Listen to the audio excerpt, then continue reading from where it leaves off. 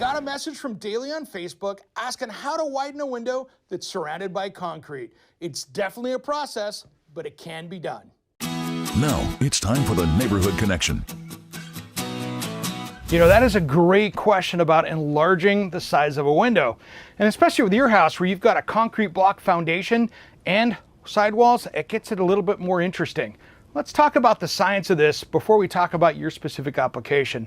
Now, over the top of every single type of window, door, garage door, anything to the outside like that, there's a header, just like this one right here. And what that does is that actually transfers the load coming from the second story or even the roof above down to the foundation. And so what that does is that spans like a bridge over the top of that opening to carry the load down. So to make a window or door bigger, you have to make that even wider. So let's talk about that for a minute. In your application, what you're going to have to do is probably hire a contractor because there's some pretty detailed things you're going to need to do. One, you're going to have to drop a set of plans that'll have to be engineered and take them down to your local permit office to make sure that they sign that off and they okay. Because anytime you're dealing with structure, you got to pull that permit.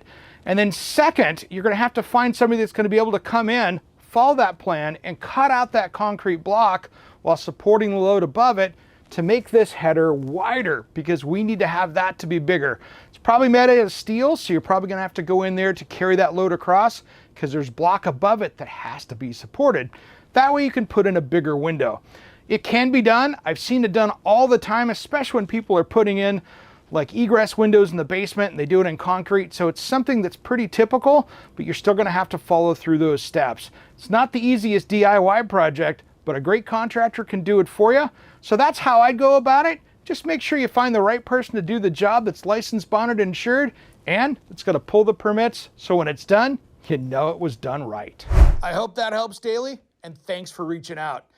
Now, I wanted to answer a common question I get a lot, and especially this time of year.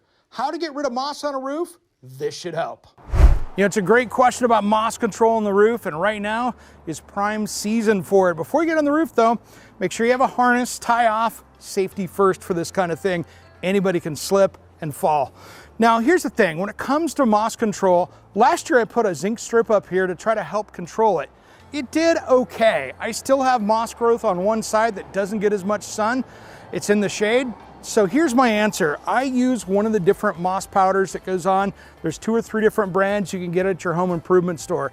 Let me show you how to apply this, because once it rains, this will knock it down and you won't have to worry about moss for another few months. So let me pop the top on this. The secret to this is to come in here and start along the top so the rain hits this. So I go up and do this. And just lightly sprinkle it. And a little goes a long ways.